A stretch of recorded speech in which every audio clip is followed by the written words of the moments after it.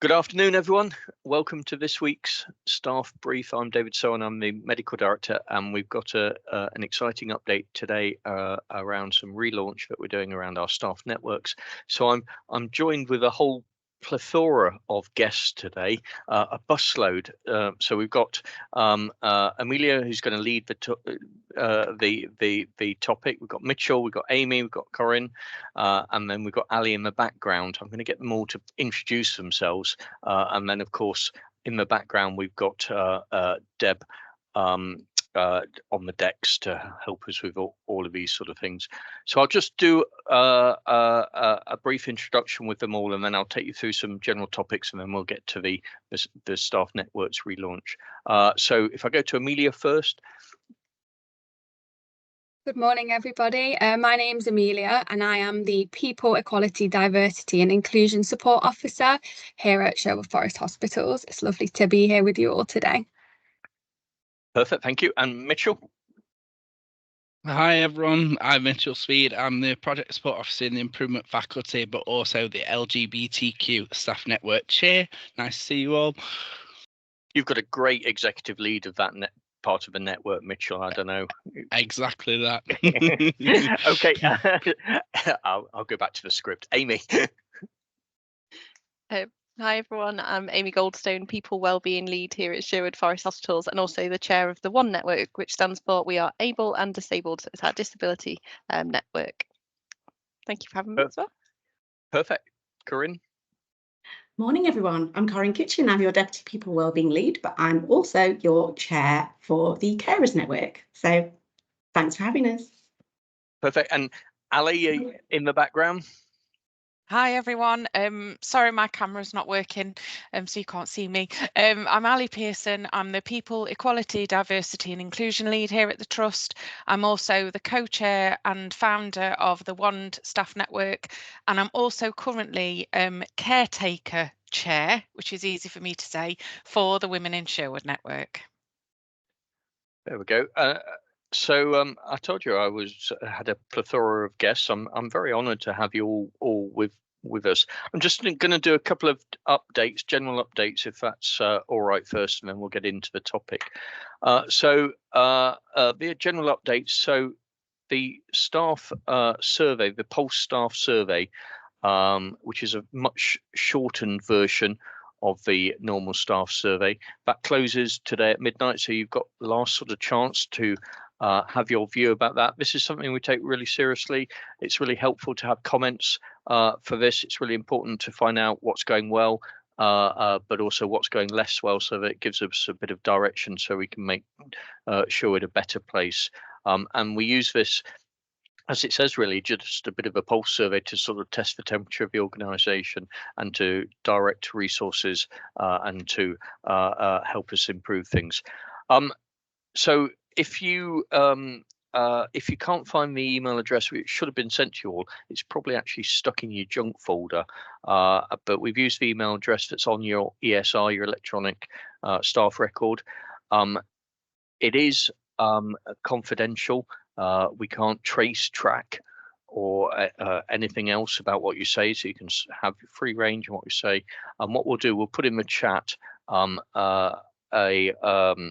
an email address just in case you haven't had the survey or you've lost the email, deleted it, and decided actually you do want to have your word. So Debs will put that in the chat as we go along. The second update, and we've mentioned this in the bulletin.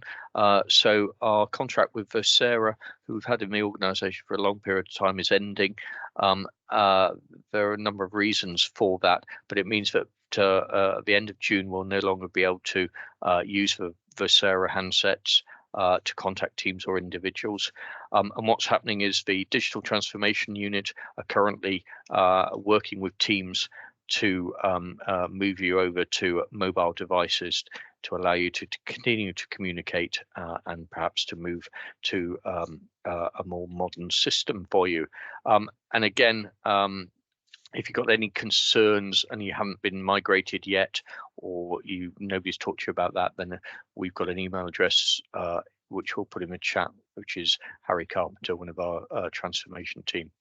And then a couple of final updates. So we recently had the trust visited to undergo the PLACE scores.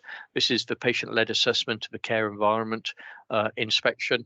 And in all of those assessments, Sherwood performed really well. In fact, Newark Hospital and the community hospital scored 100% for cleanliness in that survey, and Kingsmill wasn't far behind at a struggling 99.8%, but hopefully we'll keep up with the trend-setting Newark and the community hospital. So that inspection is undertaken by local patient assessors and has representatives from the CQC, NHSE, Age UK, and governors, and it runs each year. So it's a good benchmark. So we're pleased about that. And then the final update for you is that on Friday this week, so we've got Trust Board on Thursday this week, and then on Friday this week, we've got a visit that's happening by Pat Cullen, the General Secretary and Chief Executive of the Royal College of Nursing. She's coming to visit Kingsmill, and she'll be at the RCN stand in the KTC in the on the street from I think 9:15 to about 11:15, so a couple of hours there. So if any colleagues wanted to speak to Pat or to raise anything, then she'll be there and be happy to take your comments or questions. Okay, so I'm going to just move us on from all of that to talk about staff networks, why we want to relaunch and what we're doing and what that means for you all.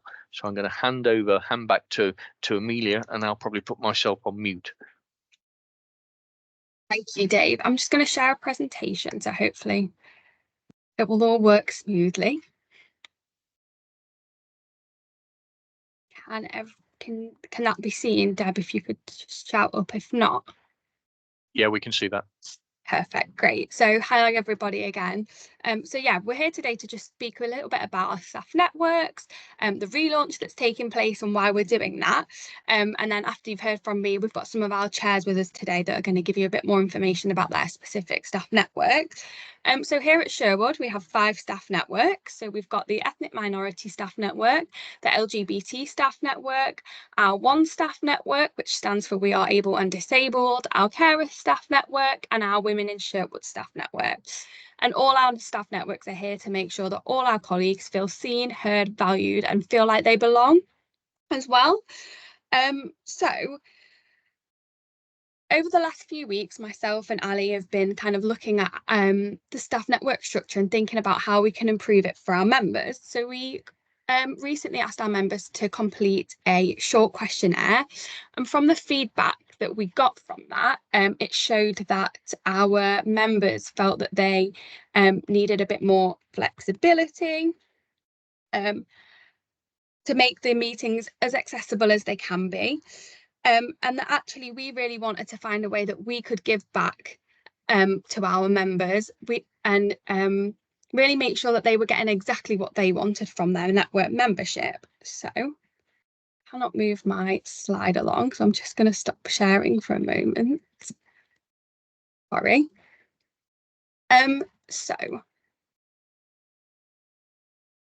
So our new approach supports intersectionality.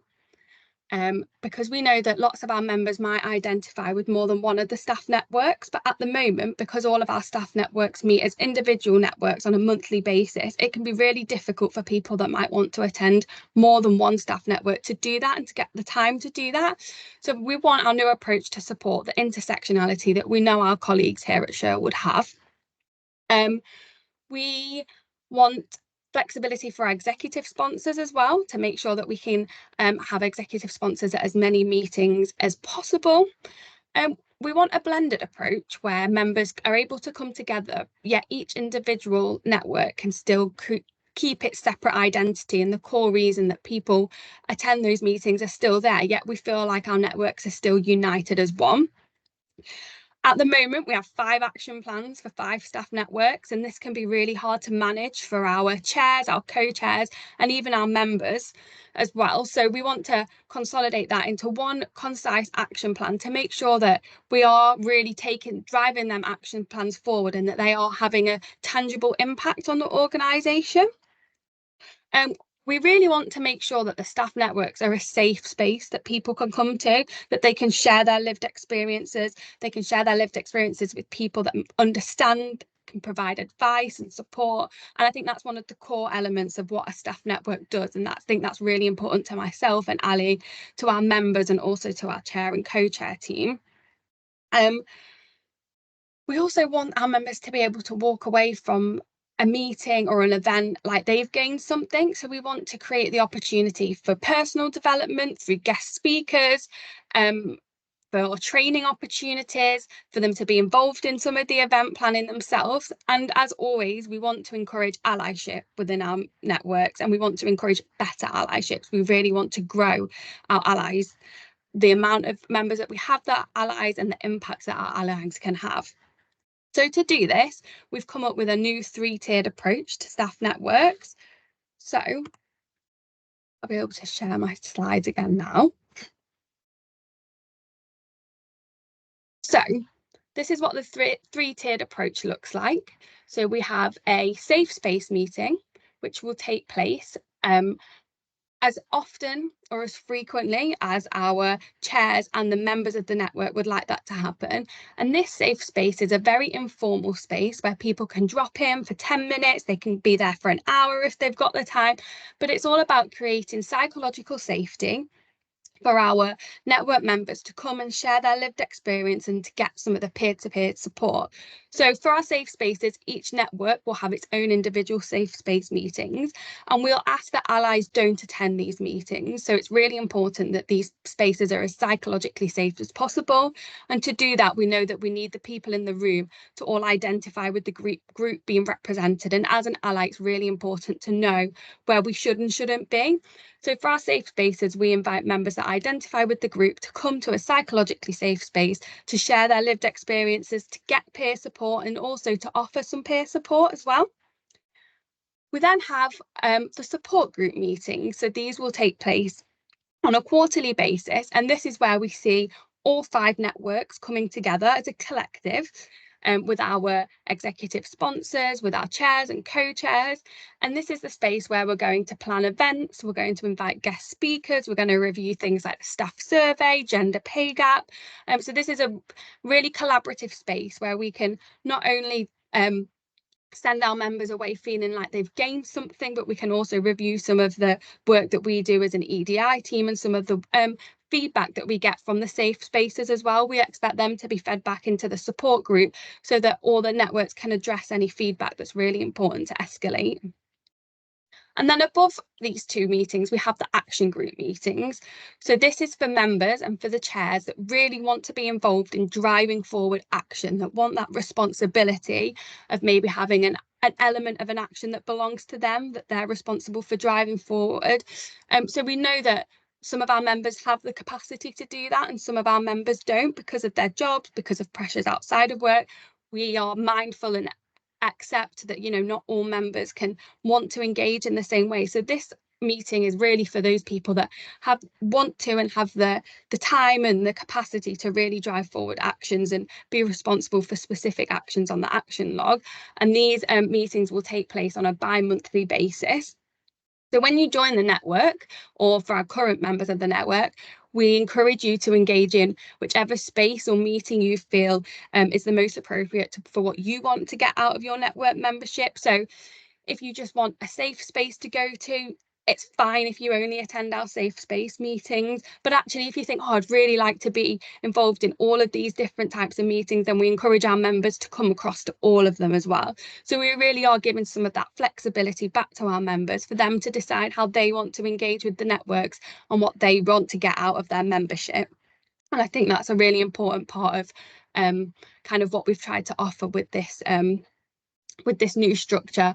And the support group meetings being on a quarterly basis is to relieve some of that pressure of getting to a meeting every month. And for people that might be members of more than one network, there is a collaborative space that you can come once every quarter where you'll hear from all of the networks that you're a member of. And I think that's really important as well. So when will all of this be relaunching? So next week, the 8th of May, is our Staff Networks Day, and that's across the entire, so that's a national day. So we thought, what a perfect opportunity to relaunch our new staff network structure. So we're going to be doing that next Thursday on the 8th of May. So to celebrate this, we've arranged for a walkabout to take place with our executive sponsors, with our chairs and our co-chairs and myself as well. So we want to really get out there and visit as many of you as possible in your teams and on your wards and in your departments. And it's really important that we spread the message about what our staff networks can do for you. If you're been considering joining, but you're not quite sure what it's all about and you've got a few questions, this is a perfect opportunity for you to kind of stop us and ask all of those questions. So we hope to visit as many wards and departments as possible. But if you would particularly like a specific staff network or any staff network to visit your ward or your department, you can email myself at the email address that's on the slide at the moment, or you can drop the name of your ward or department in the chat box on here and we will make sure that we come to you. And finally, I think it's really important that we mention our staff network pledge that our executive chairs have signed. So all of the board members have signed a staff network pledge outlining their commitment and the commitment of the entire organisation to promoting the staff networks and encouraging people to attend meetings, to get involved. And I think that's really important. Part of our new structure is that we are committed as an organisation to supporting the networks and to making sure that they can be as impactful as possible and as supportive to all of our colleagues as possible. So that's a very quick overview of all the changes that we are making and why we're making them and what we hope the impact will be. Like I say, if you have any more questions, then we're happy to come and answer them on our walkabout. Alternatively, all of our contact information for our staff networks is on the intranet page, so there's lots of places you can go for more information, and we hope to see as many of you as possible when we take part in the walkabouts next week. You're going to hear from some of the chairs now about the specific staff networks and what they all do, but our ethnic minority staff network chair, Chantel, unfortunately couldn't be here with us today. So I'm just going to very quickly tell you a bit about our ethnic minority staff network. So the Ethnic Minority Staff Network is here to support colleagues from an all ethnic minority background and to drive forward racial equity within the organisation.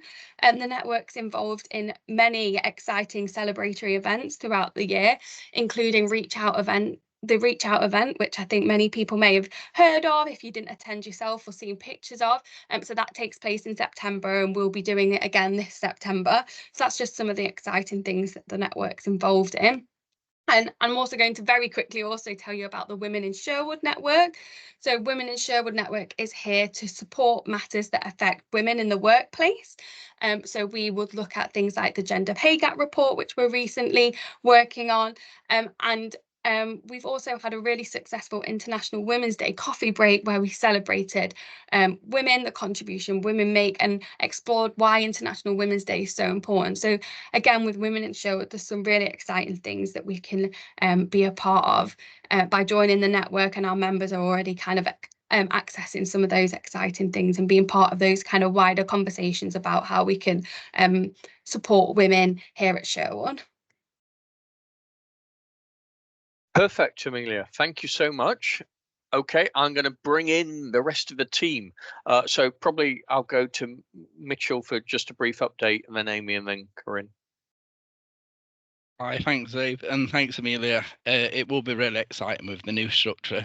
I think it looks very different to the current structure, and I think it will mean that our members and our allies will be able to attend and actually do something tangible with the networks. So for my network, it's LGBTQ. So it does stand for lesbian, gay, bisexual, and transgender, and questioning. Some people get tongue twisted. Amy tried earlier. Put her on the spot there. But I think it'll be a great place to meet other peers that have experienced similar things, that want to have a chat with each other, but might not actually have the time to do the doing.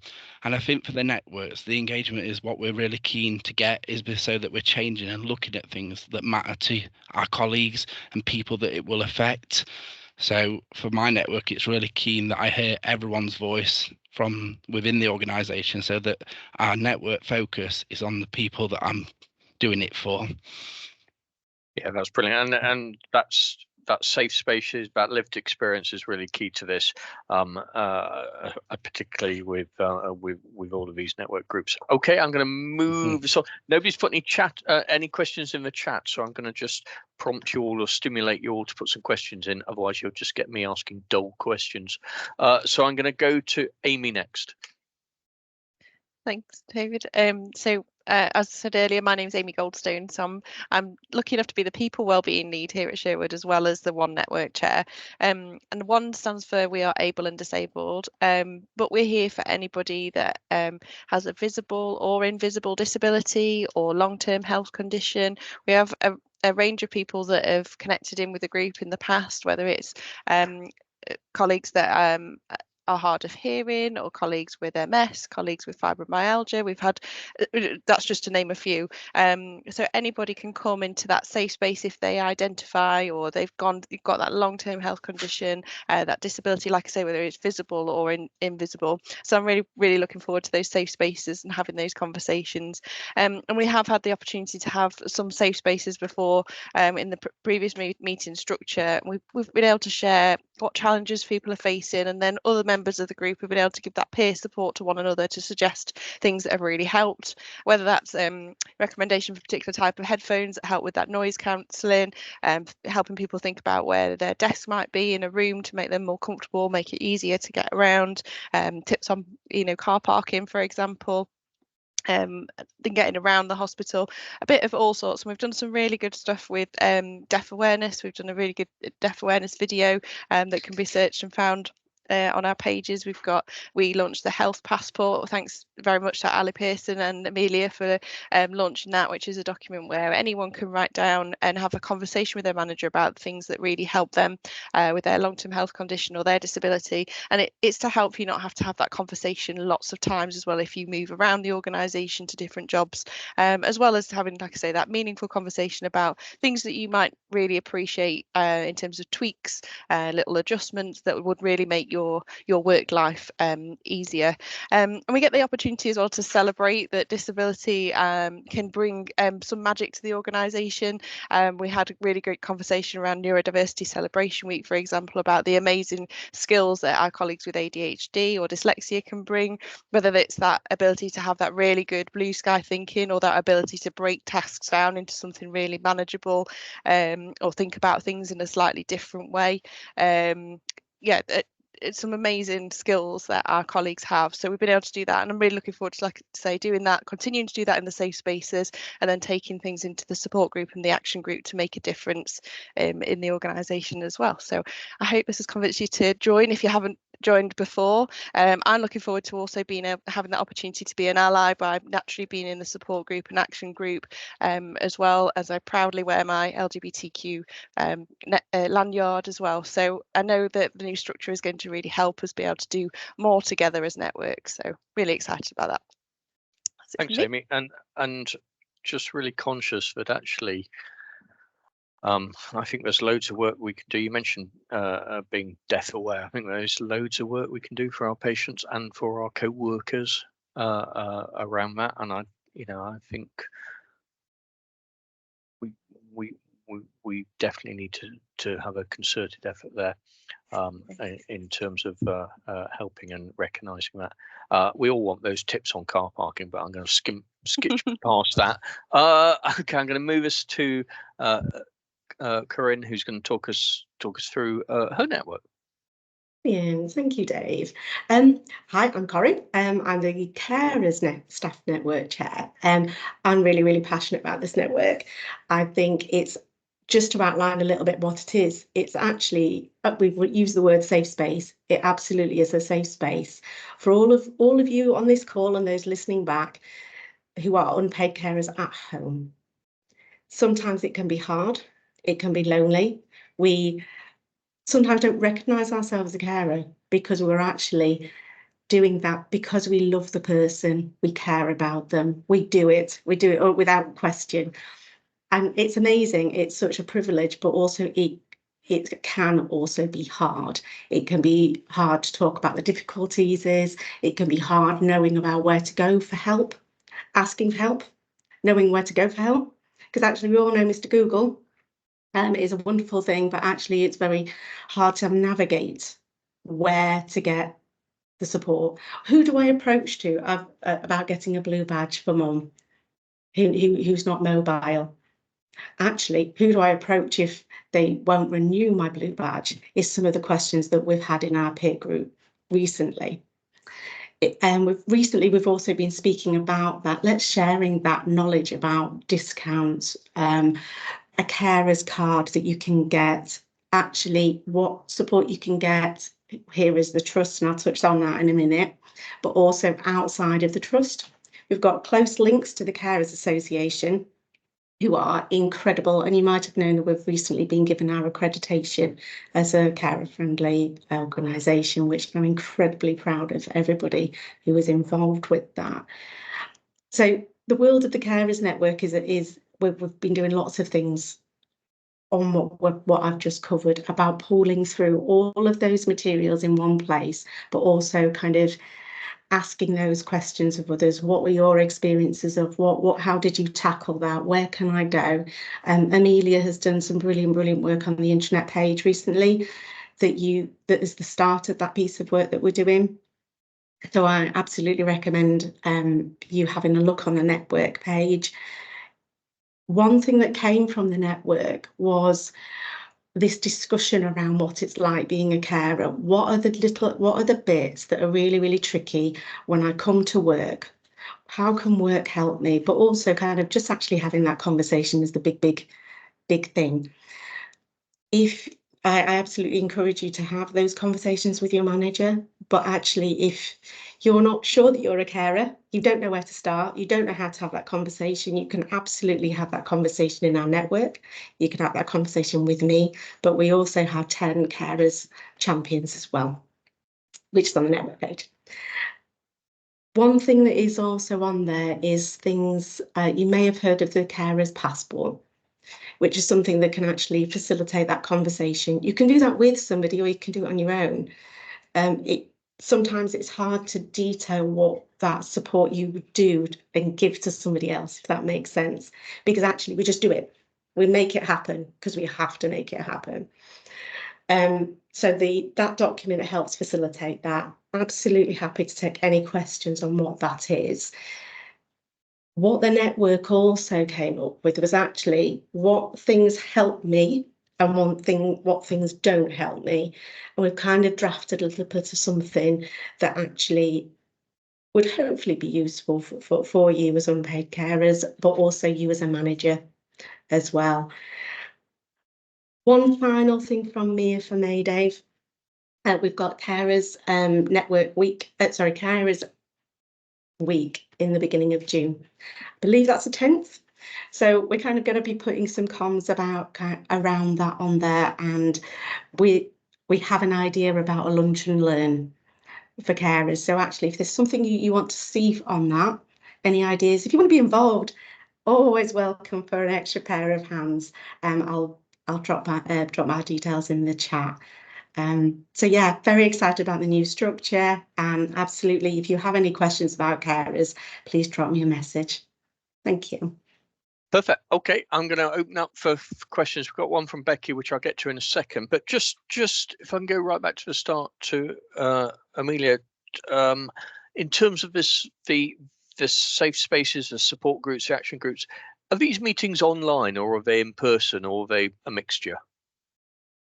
So we're really hoping to do a mixture. So we want to kind of recognise some of the flexibility that Teams does offer us, especially because we're working across 3 sites. It's really important that there's something where we can get our network members from all sites together, and that is Teams often.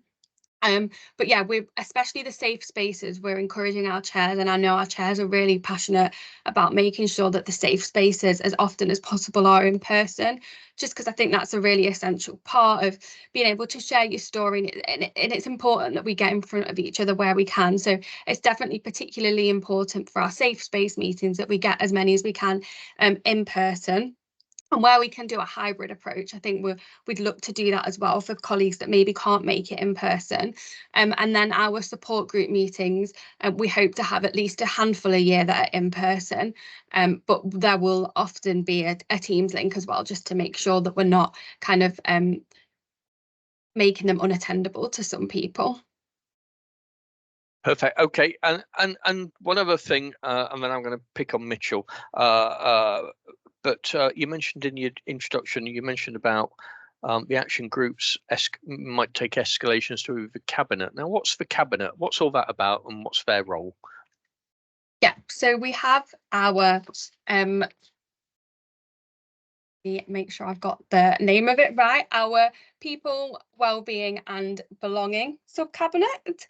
And that's our team of people that kind of come together and we look at everything the trust is doing to support our people. So that's all the work Amy does with wellbeing, our work as an EDI team. We've got our people function, our HR team. So all of that work goes to our people wellbeing cabinet, and it's where we think about how we can escalate, how we can address some of the issues and celebrate some of the amazing things that we have going on in there. And the organisation as well. So anything that we as a group of networks think, oh, we need to make sure that our senior leaders know about this. We need to make sure that multiple teams know about this, and we want to celebrate something. We're concerned about something. That's where this will go. Perfect. Okay. And I think Ali wants to come in. Yeah, thank you, Dave. And thank you so much, Amelia and network chairs, and for those, for Chantal as well. I want to extend my gratitude to you all for your commitment to the networks and your commitment to making Sherwood a truly great place to belong for everybody. I think that's the aspiration that we have here. And during this session, colleagues have spoken about how, some of the work that network members have been involved with, including event planning. And I note that Nottingham Pride has just gone into the chat, so 27th of July. But of course, in addition to that, we will have our mini Pride marches at Kingsmill and Newark hospitals. We've been doing annually now for a few years. But so a lot of the work that we've talked about in terms of NHS Health Passport, the Carers Passport, Pride events, the Reach Out event, these are very visible things. But I think it's also important to make sure that colleagues that are on the call are aware that there's work that goes on behind the scenes as well. So part of the function of EDI is looking at some people policies and guidance documents, and our staff network members have been really crucial in the development of some of those.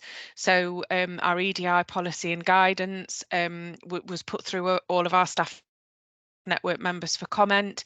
The trans and non-binary policy and guidance, which launched last July during Pride Month, that was co-produced by the LGBTQ+ network and a colleague in particular that helped to author that document.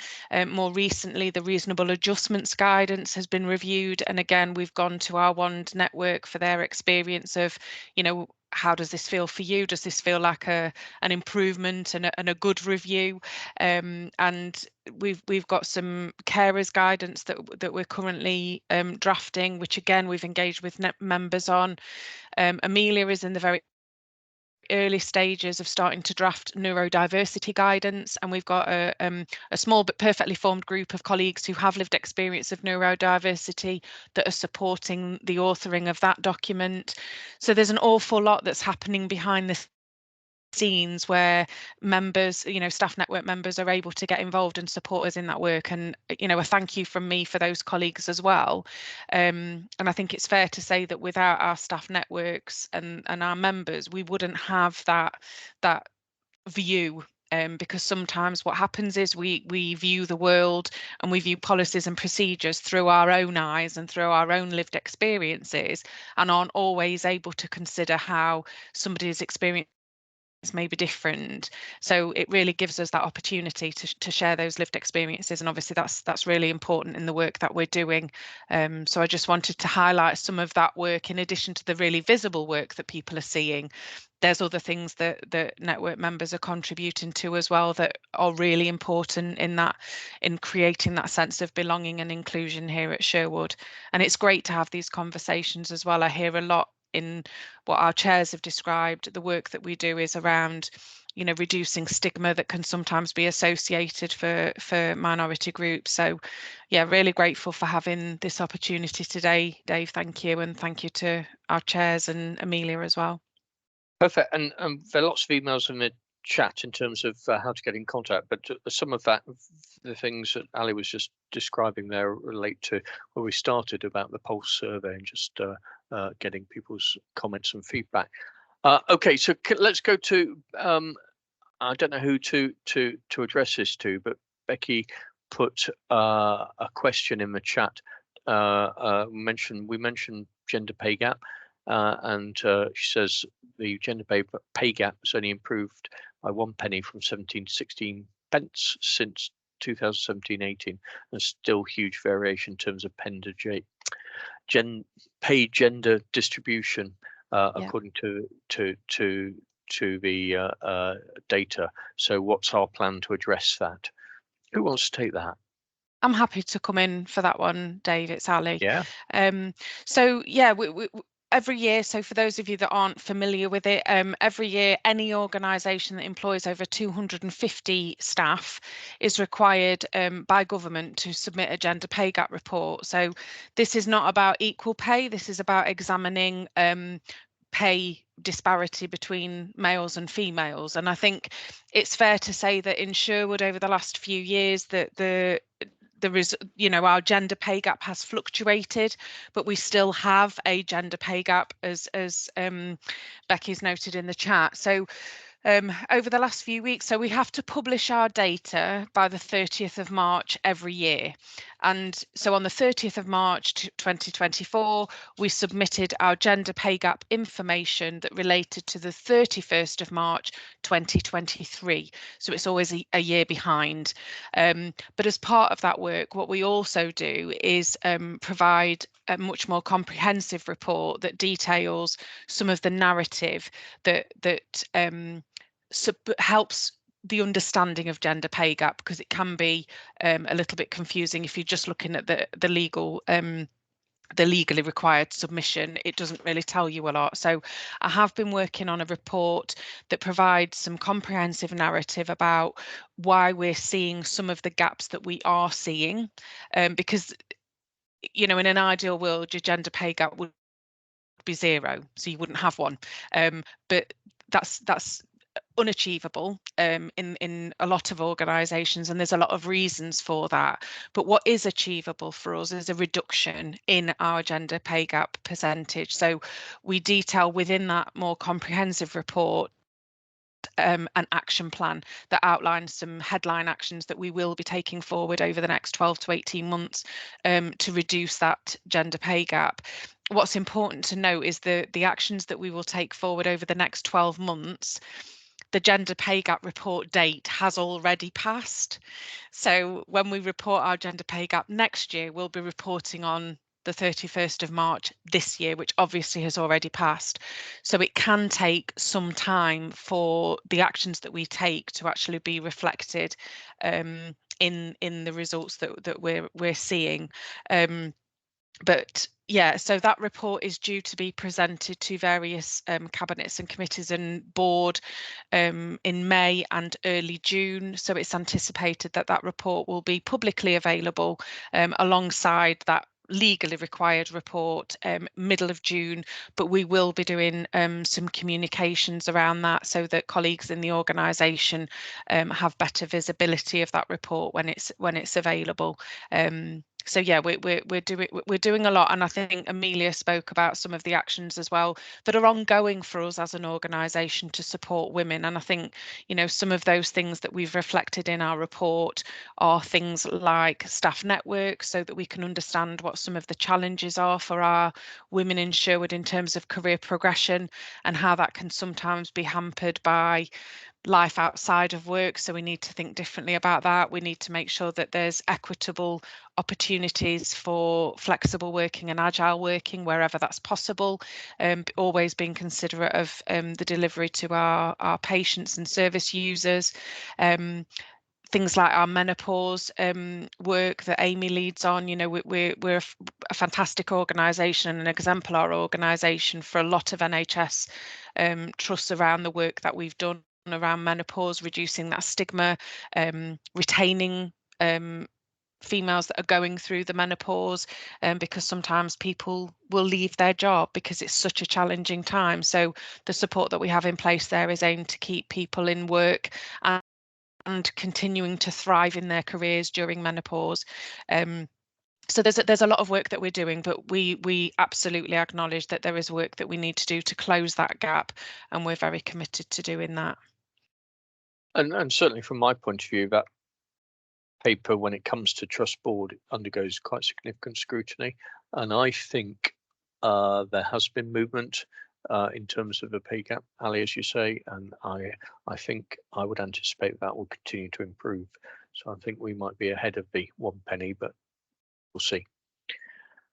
I haven't got any other questions in the chat. You're all being very gentle to all of today's guests.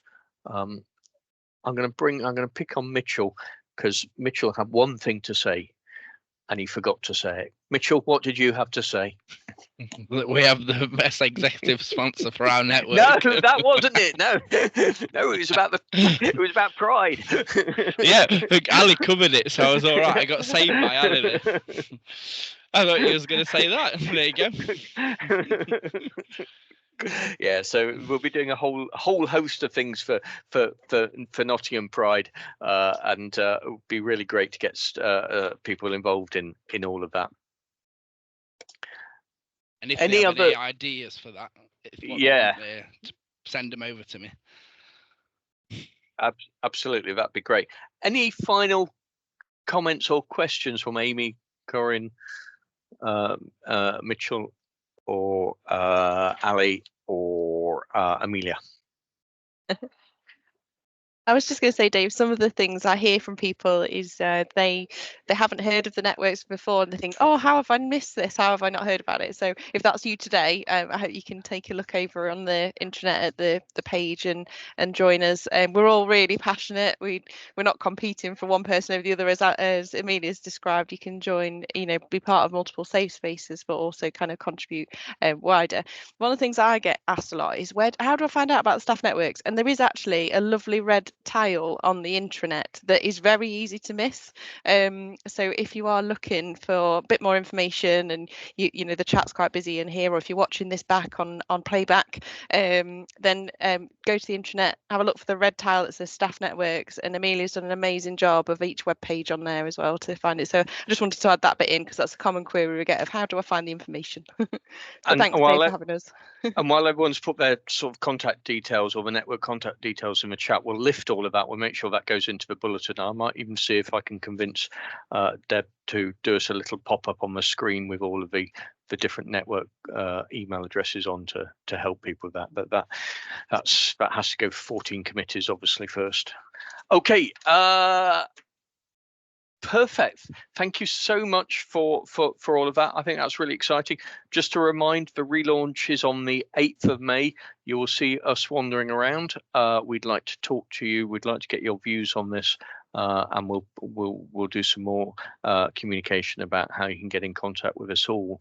And final thing is just to remind you, your last chance to do your staff pulse survey ends at midnight. Thanks, everyone. Have a good rest of the day.